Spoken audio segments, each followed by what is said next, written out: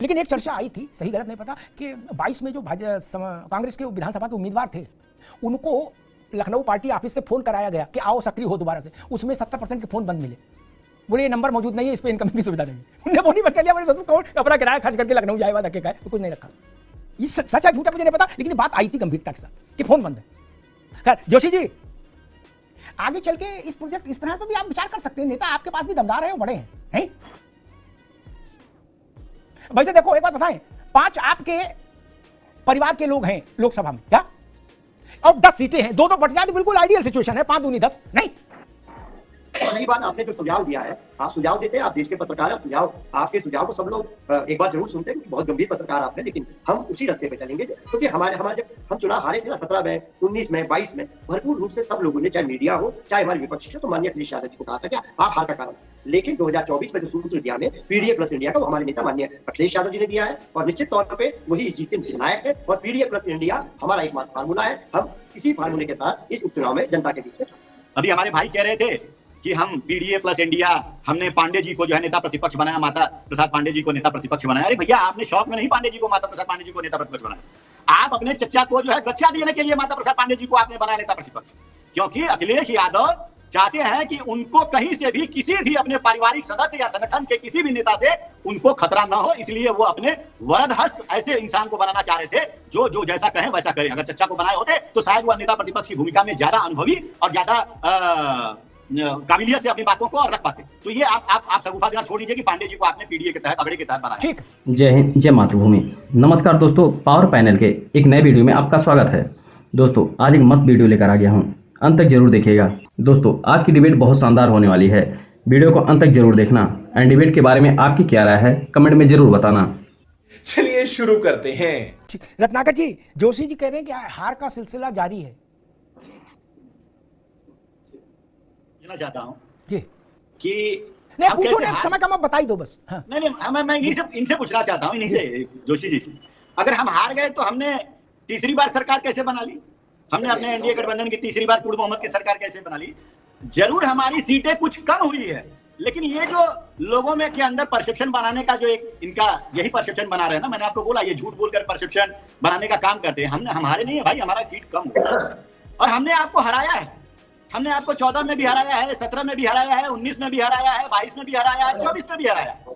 और हमारे मित्र यहाँ पे त्रिपाठी जी बैठ के दावा कर रहे थे कि हमने रोक लिया। अरे भैया, ऐसे ही अगर रोकना है तो हम तो ईश्वर से प्रार्थना करेंगे कि हर बार ऐसे ही रोकिए और हम हर बार ऐसे ही सत्ता में आए। और रोकते कैसे हैं? और कहते हैं कि हमारे मेहनत का परिणाम है और हम रोकते हैं इनको। भैया, आप पिछले 10 लोकसभा चुनाव का जरा नतीजा निकाल कर देख लीजिए। अभी अमिताभ जी भी वही बात कह रहे थे। 84 के बाद इस देश में 10 लोकसभा का चुनाव हुआ है, एक में भी पूर्ण बहुमत आप हासिल नहीं कर पाए। और पिछले 3 लोकसभा के चुनाव में अगर तीनों को अगर एग्रीगेट कर दिया जाए, मिला दिया जाए, तो भी आप 240 नहीं है। फिर भी आप जनता के बीच में वही किरदार निभा रहे हैं कि भाई हम 99 सीट हासिल कर लिए हैं। अरे आप 100 में 99 नहीं हासिल किए हैं, आप 543 में 99 सीट हासिल किए हैं। ये जनता में बताइए। आप 100 में 99 वाला सगुफा मत छोड़िए, ठीक है? और दूसरी चीज मैं कहना चाहूंगा, अमिताभ जी सुन लीजिए, मेरी बात सुन लीजिए, मेरी बात सुन लीजिए त्रिपाठी जी। मैं पीडीए पे आता हूँ। 2 बार बहुमत ले आए अगर जो जुमले की दम पर, फिर आप झोला उठा के निकलने की तैयारी में हैं। कभी राहुल गांधी की तरह आप भी दावा कर रहे हैं। राहुल गांधी ने तो खुले मंच से दावा किया था, पत्रकारों और देशवासियों लिख के रख लो, तीसरी बार नरेंद्र मोदी जी नहीं प्रधानमंत्री पद का शपथ लेंगे। ये तो आपके नेता से दावा कर रहे हो, वैसे ही आप दावा कर रहे हैं यहाँ पे बैठ करके। बॉडी लैंग्वेज से भी पता लगता है। 10 सीट का दावा कर रहे हैं ना, आपको तो एक सीट अगर समाजवादी पार्टी दे देगी तो धन्यवाद समझिए। अब वो भी जीतने की स्थिति में नहीं है। आप अपने अस्तित्व की रक्षा करिए, पहले अपना अस्तित्व बचाइए, अपने अस्तित्व की रक्षा करिए, फिर आप जो है सरकार बनाने का दावा करिएगा और आगे रोकने की मंशा रखिएगा। मैं बात कर लेना चाहूंगा अमिताभ जी पीडीए के ऊपर। आपकी जो हालत है और जो हालत होने वाली है, आप अभी तक अरे भाई साहब सुन लीजिए, आप बोलो, आप बोलो जी। मैंने आप गिना दिया ना क्या क्या हम लोग की हालत है। 14 में भी हम लोग की हालत अच्छी रही, 17 में भी, 19 में भी, 22 में भी, 24 में भी हम लोग की हालत बहुत अच्छी और आगे भी रहेगी। आप आराम से बैठिए। देखिए अभी अमिताभ जी हैं, इन 10 सीटों के परिणाम देखो। हमारे जो समाजवादी पार्टी के प्रवक्ता जोशी जी हैं, त्रिपाठी जी जरा मुझे समाजवादी पार्टी की बातों को भी रख लेने दीजिए जी। हास्य बोध के से बाहर आकर भी मुझे लगता है कि ये जो प्रयोग भाजपा ने किया है ना, कल योगी जी ने जो एक नई धारा दी है, इसको निरपेक्ष होकर सोचिए। दल के लोग नहीं सोच सकते, स्वाभाविक है, उनकी दलीय सीमाएं होती हैं, लेकिन निरपेक्ष होकर सोचिए तो ये लोकतंत्र का और अच्छा स्वरूप है, कार्यकर्ताओं के लिए अच्छा है। बड़के हैं, बोले कभी शेर मारा, बोले नहीं मारा नहीं, क्या ये शेर की फोटो लगाए अपने कमरे में इसलिए ये बड़े हैं। अरे कभी बंदूक दो इनके हाथ में, जाके मार के आओ। बोले रोहित अग्रवाल का नंबर नहीं आया, बोले क्यों, बोले अभी तो चाचा हैं उनके कमरे में शेर की फोटो। बोले त्रिपाठी का भी 100 साल नहीं आता नंबर, क्या बोले उनकी पार्टी में 2 शेर की फोटो लगे कमरे में। यही नहीं, अभी और सुनिए। तो कार्यकर्ताओं का बड़ा शोषण होता है। जो आज जूनियर है वो कल वरिष्ठ क्यों नहीं बने? वो तभी बनेगा जब वरिष्ठ इम्तिहान में बैठेंगे और हटेंगे। इम्तिहान ही नहीं होता। बोले सलमान खुर्शीद वरिष्ठ हैं, अब उनका बायोडेटा देखो, कब चुनाव जीते थे, क्या वंस अपॉन ए टाइम। और अभी तो रुको, क्लाइमैक्स अभी बाकी है। नहीं, वरिष्ठ है। अब क्या करें इसे, फिर त्रिपाठी जी के लिए तो स्कोप नहीं बचता, बुढ़ा जाएगा आदमी। मोहसिना जी बोले वरिष्ठ है, ठीक है। बोले आखिरी चमत्कार कब किया था, बोले आजमगढ़ के चुनाव में किया था, इमरजेंसी के बाद। बोले उसको तो बहुत साल हो गए। बोले नहीं फिर भी इसलिए तो वरिष्ठ है।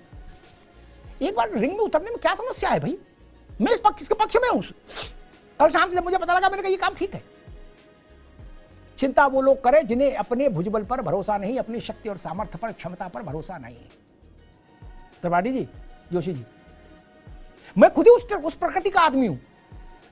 सारी बात जोशी जी ने कही और त्रिपाठी भाई ने कही कि सामूहिक, ठीक है, सामूहिक, सारा सामूहिकता ठीक है, उसका सम्मान है, लेकिन हम अपना जो शो हम प्रस्तुत कर रहे हैं इससे ही हमारी क्षमता नापी जाएगी ना, क्या? या इसका ठिकरा दूसरे लोगों पर फोड़ दें। शो अच्छा करे तो बोले हम है राजा बाबू है, और शो खराब करे तो कहते तो साउंड वाले लोग खराब थे। ये नहीं चलेगा ना। जय आपकी तो पराजय भी आपकी। ये अच्छा काम किया योगी जी ने, मैं इसके पक्ष में खड़ा हूं। उन्होंने सबसे पहले तो अपने कोटे में 2 सीट ली, बोले हम भी वहीं लगेंगे, अब सब लगो। लेकिन भाजपा के लिए एक बात मैं कहूंगा कि ये नीलम है, नीलम के लिए ज्योतिषी कहते हैं भैया सबको सूट नहीं करता, क्या सूट कर जाए तो राजा बना दे, सूट ना करे तो वैसे ये प्रयोग है, ये जान लीजिए। मैं तो सोच के सिहर जाता हूं, क्या 2 सीट अगस्त, सितंबर और आधा अक्टूबर, 2.5 महीने, 2.5 महीने हैं अभी वोटिंग में, जो मुझे अंदाजा है शेड्यूल कम संभावित शेड्यूल। 2 आप राष्ट्रीय नेता, सब लोग, कोई आदमी अपने को प्रदेश का नेता तो मानता नहीं, हर पार्टी राष्ट्रीय और हर पार्टी का नेता राष्ट्रीय। 2.5 महीने ये 2 सीटों पर आपको काम करने का मौका मिला, तो ये फिर कहने को नहीं बचेगा कि मैं क्या करता, मैं तो पूरा प्रदेश देख रहा था इसलिए नहीं हो पाया। प्रदेश नहीं देख रहे, 2 ही सीट देख रहे थे, या 10 सीटें जिम्मेदार। आप कहीं मत जाओ, आप अपने घर बैठो, वहीं मेहनत करो अपने आंगन में और वही रिजल्ट दो, अच्छा है। जो न मानियो ब्रह्म सर तो महिमा मिटे अपार, खिल्ली बन जाएगी भाई साहब, ये भी ठीक है। और बननी भी चाहिए। जो परिणाम नहीं दे सकते तो नेता क्यों? मुझे याद है जोशी जी की पार्टी के संस्थापक मुलायम सिंह जी ने एक बार अच्छी बात कही मुझसे। उन्होंने कहा भाई अग्निहोत्री जी, हम तो उसी को नेता मानते हैं जिसका पोस्टर वाला चुनाव होता था पार्टी की, पोस्टर चिपकाए जाते थे नहीं, पीछे ले लगा के कागज।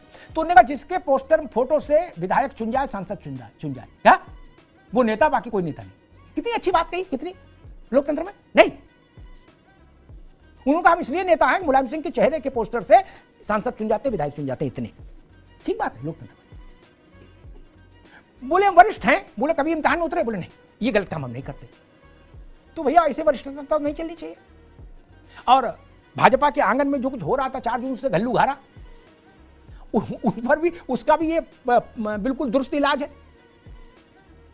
यहां आपस में न लड़ो, खैर और गाजियाबाद में ध्यान केंद्रित करो, मीरापुर और कुंदरकी में ध्यान लगाओ, कन्नौज और करहल और शीशामुंह में दिमाग लगाओ, क्या कितनी अच्छी व्यवस्था है।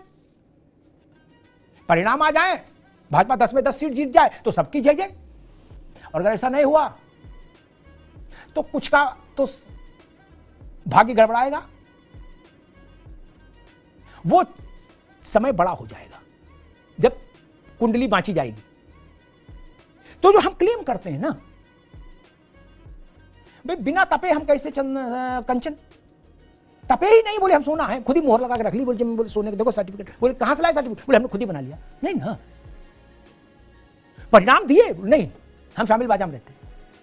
अब भाजपा में ये कम से कम ये 5 पंचमुखी प्रतिमा जो है भाजपा की लखनऊ की, 5 मुख या 5 पांडव कह लीजिए, उसमें सबको इस स्केल पर खड़ा तो होना पड़ेगा भाई, सबकी ऊंचाई आ जाएगी 5 फुट 6 इंच है या 6 फुट 5 इंच है। नहीं, राजनीति में नपाई और तुलाई दोनों होते रहना चाहिए नेताओं की, उससे राजनीति पवित्र बनी रहती है और नए लोगों को अवसर मिलता रहता है, क्योंकि जिन लोग नपाई तुलाई में रिजेक्ट हो जाते हैं उनकी जगह फिर नए लोग आते हैं, चाहे वो रत्नाकर हो, चाहे राहुल, चाहे रोहित हो, चाहे केवी त्रिपाठी जी हो। वरना केसरी जी ने एक बार मुझसे कहा था, त्रिपाठी जी चचा ने, उन्होंने कहा था कि अग्निहोत्री, राजनीति में नेता जब तक निगम बोध घाट न चला जाए तब तक छोड़ता नहीं राजनीति ना, गुलाटी मारता रहता है कुछ ना कुछ, किसी बोर्ड में हो जाए, कहीं सलाहकार हो जाए, कुछ हो जाए पार्टी में, है कोई ना कोई गुणागणित लगा रहे ताकि दरबार चलता रहे और मजमा लगा रहे, क्या, और कुर्ते में कलप लगा रहे। तो फिर नए लोग कैसे आएंगे? सफलताएं पर माला आप पहनते हैं तो असफलताओं का अपयश भी स्वीकार करना सीखिए।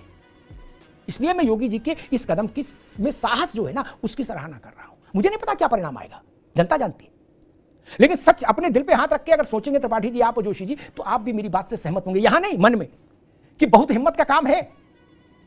परिणाम वाले दिन क्या समीक्षा होगी आप भी जानते हो, हम भी जानते हैं। नहीं, ये हिम्मत कितने लोग जुटा सकते हैं जो योगी आदित्यनाथ ने कल जुटाई?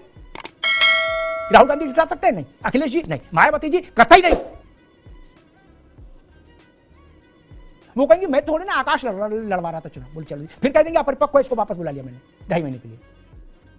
ये बड़ी हिम्मत का काम है जो किया गया है। मुझे लगता है आने वाले समय में भारत में इस दिशा में सोचा जाना चाहिए, कार्यकर्ताओं को अपने नेताओं पर दबाव बनाना चाहिए कि नेताजी खाली पीली कुर्ता ना हिलाओ, है जिम्मेदारी लो। हम भी तो जाने आप कितने पानी। वीडियो को अंत तक देख लिया होगा आपने, उम्मीद करता हूँ वीडियो पसंद आई होगी। इसी तरह की डिबेट वीडियो के लिए वीडियो को लाइक और चैनल को सब्सक्राइब जरूर करें और वीडियो के बारे में आपका क्या राय है कमेंट में जरूर लिख कर जाना। मिलते हैं एक नए ज्वलंत मुद्दे पर। जय हिंद।